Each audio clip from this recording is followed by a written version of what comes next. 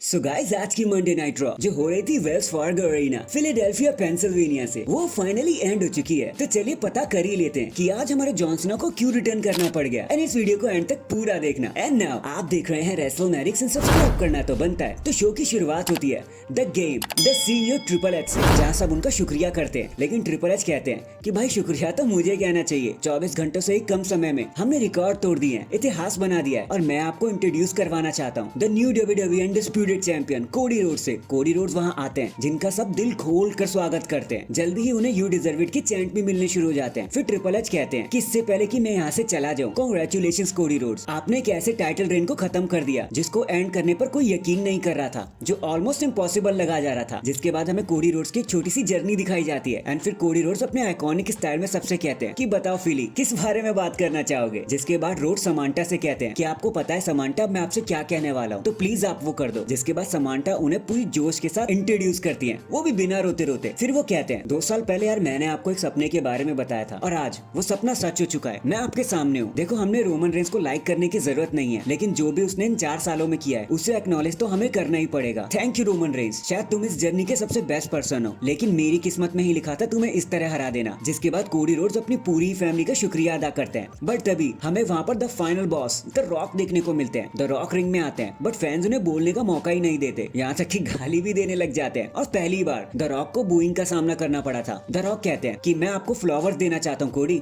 आप चैंपियन बन गए हो। रॉक कहते हैं कि क्राउड आपको जितना सख्त करना है कर लो, पर उससे कोई फर्क नहीं पड़ता क्योंकि अभी जो मूवमेंट हो रहा है वो मेरे और कोडी के बीच में है और इसमें कोई दखल अंदाजी नहीं करेगा। मैंने तुम्हारे ऊपर सब कुछ कर दिया कोडी रोड्स, तुम्हारा खून निकाल दिया, तुम्हें बेइज्जत किया, लेकिन उसके बावजूद भी तुम कामयाब हो गए नाइट 2 में। द रॉक कहते हैं कि बहुत टाइम पहले मिस्टर मोहम्मद अली ने मुझे परमिशन दी थी कि मैं खुद को पीपल्स चैंप कह सकूं, बट क्या मैं तुम्हारा ये टाइटल होल्ड कर सकता हूँ जो अभी तुम्हारे पास है। कोडी रोड्स कहते हैं कि हाँ क्यों नहीं, और वो उनके हाथ में वो टाइटल पकड़ा देते हैं। द रॉक थोड़ी देर के लिए उस टाइटल को अपने पास रखते हैं एंड देन कोडी रोड्स को वापस दे देते हैं। जिसके बाद सारे कंफ्यूज हो जाते हैं। द रॉक कहते हैं कोडी I love professional wrestling and हमने इसको दोबारा से कूल बना दिया है, जिस पर सब रॉकी गुड बाय के चैंट्स करने लगते हैं। रॉकी हंसने लगते हैं। रॉक कहते हैं कि मैं जा रहा हूँ लेकिन मैं वापस जरूर आऊंगा, फिर तुम चाहे चैंपियन बनो या ना बनो मैं वापस आऊंगा। कोडी कहते हैं फाइन, मैं भी उस वक्त का इंतजार करूंगा एंड आई नो आप फाइनल बॉस हो, टीके होल्डिंग के सारे ही शेयर्स आपके पास हैं, अब बोर्ड ऑफ डायरेक्टर हो, आई गेट इट, हम समझते हैं, बट देखो तुम्हारे सामने मैं हूँ और मैं हूँ तुम्हारी कंपनी का चैंपियन एंड अब आप इसके लिए कुछ भी नहीं कर पाओगे। रॉक कहते हैं कि ठीक है मैं समझता हूँ, लेकिन मैं जाने से पहले तुम्हें कुछ देना चाहता हूँ। और फिर उनके हाथ में वो एक चीज थमा देते हैं और कहते हैं कोडी तुम्हें हाथ खोलकर इसे देखने की जरूरत नहीं है कि इसके अंदर क्या है, बस दोबारा से मेरा दिल मत तोड़ देना, क्योंकि if you smell What the final boss is cooking and then ये 45 मिनट्स का एपिक प्रोमो यहीं पर एंड हो जाता है। इसके बाद हमें देखने को मिलता है नाइट का सबसे पहला match, Dragunov from NXT versus Shinsuke Nakamura, almost the first time ever match. बताने के लिए यहाँ कुछ नहीं है, ड्रैगनोव बड़ी आसानी से मैच जीत गए एज एक्सपेक्टेड। देन हमें जजमेंट डे देखने को मिलते हैं एंड वो कहते हैं कि आपको लगा था ना कि मामी बेकी लिंच को नहीं हरा पाएंगी, डेमियन प्रीस्ट कभी कैश इन भी नहीं कर पाएंगे, लेकिन आप सब गलत थे, आप हमेशा गलत हो।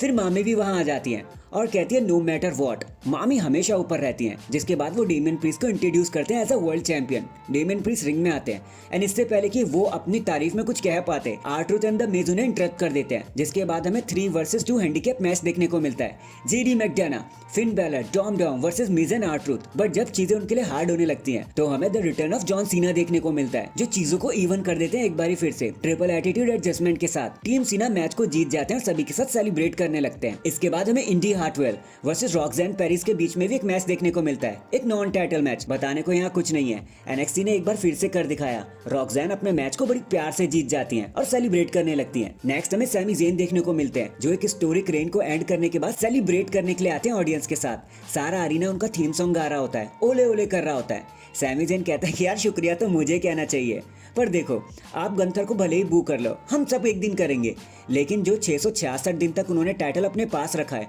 जो भी कुछ उन्होंने अकम्प्लिश किया है, हम सब उन्हें झुटला नहीं पाएंगे।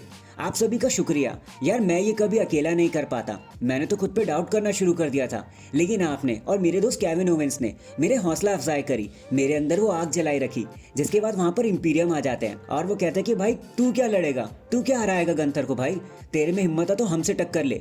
जिसके बाद वहाँ पर उन्हें वो मारने लग जाते हैं, लेकिन चैट गेबल आ जाते हैं तुरंत वहाँ पर और हमें एक टैग टीम मैच देखने को मिलता है, Chad Gable Sami Zayn versus the Imperium, जहाँ बताने के लिए कुछ हुआ नहीं, बस एक हिलुआ किक लगाकर Sami Zayn and Chad Gable match को को जीत जाते हैं। नेक्स्ट हमें Chelsea Green versus Jade Cargill के बीच में एक सिंगल्स मैच देखने को मिलता है, जहां सिर्फ 2 मिनट में एक पंप हैंडल किक खाने के बाद बड़ी आसानी से जेड कारगिल मैच को जीत जाती है। देन हमें ड्रू मैकिंटायर देखने को मिलते हैं, जो कहते हैं कि यार क्या ही बकवास है, मैं बस 5 मिनट और 26 सेकंड के लिए ही चैंप बना रहा, एटलीस्ट ये उससे तो ज्यादा ही है जितने लोग बेड पर टिक पाते हैं। तो अपना मुंह बंद रखो audience. But thanks Seth Rollins, मैंने तुमने एक बहुत अच्छा मूवमेंट शेयर किया। और डेमियन, तुम्हें क्या लग रहा है तुमने कैश इन की वजह से मुझे हरा दिया? नहीं, मैं तो उस गधे सीएम पंक की वजह से हार गया। मेरा ध्यान जो डिस्ट्रैक्ट कर दिया उसने, जिसके बाद उन्हें इंटरप्ट करने जे ऊसो वहां पे आ जाते हैं। एंड फाइनली हमें हमारा मेन इवेंट स्टार्ट होता हुआ दिखाई देता है, जो होता है एक फैटल 4-वे match, Jey Uso, Drew McIntyre, Bronson Reed versus Ricochet. And इनमें से जो भी जीतेगा वो नेक्स्ट वीक डेमियन प्रीस्ट से लड़ेगा for the world heavyweight championship match. ये मैच नॉर्मल जैसे ही था, कुछ भी एपिक नहीं हुआ। बट जब ड्रू मैकिंटायर मैच को जीतने वाले होते हैं, क्लेम और किक लगाने वाले होते हैं, तो सीएम पंक नीचे से आकर उनके पैर को पकड़ लेते हैं, पता नहीं कहां से आ जाते हैं वो। और बस इसी का फायदा उठाकर जे ऊसो अपने मैच को बड़ी आसानी से जीत जाते हैं कि स्प्लैश लगाकर, और फिर से ड्रू मैकिंटायर को कुछ नहीं मिलता। एंड डैंग, इसी के साथ हमारी आज की मंडे नाइट रॉ नहीं रॉ आफ्टर मेनिया यहीं पर खत्म हो जाता है। वैसे आपको आज के शो के बारे में क्या कुछ कहना था, कमेंट करके जरूर बताना। एंड चैनल पर नया है तो चैनल को जल्दी से लाइक एंड सब्सक्राइब कर दो। बाकी मैं मिलता हूँ आपसे किसी और अपडेट के साथ, तब तक के लिए अपना ख्याल रखें और खुश रहें।